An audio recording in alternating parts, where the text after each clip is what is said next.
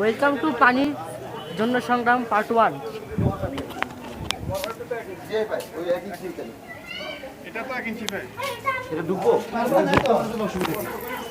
আমি আবার ওই থালায় দিয়ে পানিও যাইবে ফাটি যাইবে ইয়াটা আমি নিচ্ছি না ভিডিও করতেছ কেন আচ্ছা নেটে চলবা হ্যাঁ ছাড়ো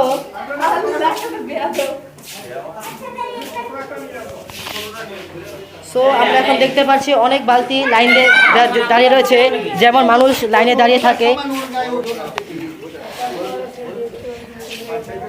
উদাহরণস্বরূপ বলা যায়, যদি যখন খিচুড়ির নাম ফকিররা শুনে সব ফকির একসাথে দৌড় দেয়। দেখি কি হচ্ছে এখানে। পানি, হ্যাঁ পানি অনেক কম, অনেক কষ্ট হচ্ছে, কষ্ট করছে। আমাদেরও কষ্ট হচ্ছে অনেকগুলো, করার কিছু নেই, সরকার এর জন্য দায়ী।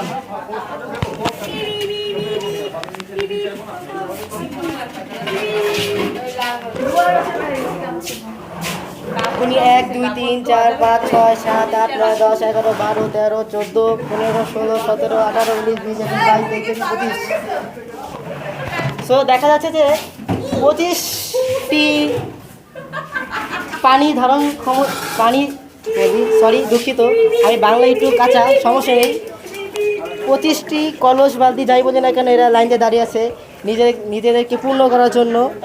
তো এখন কারো যদি পানির সমস্যা থাকে, সো প্লিজ কন্ট্যাক্ট ইন 36 তলা বিল্ডিং, বিজলি মহল্লা।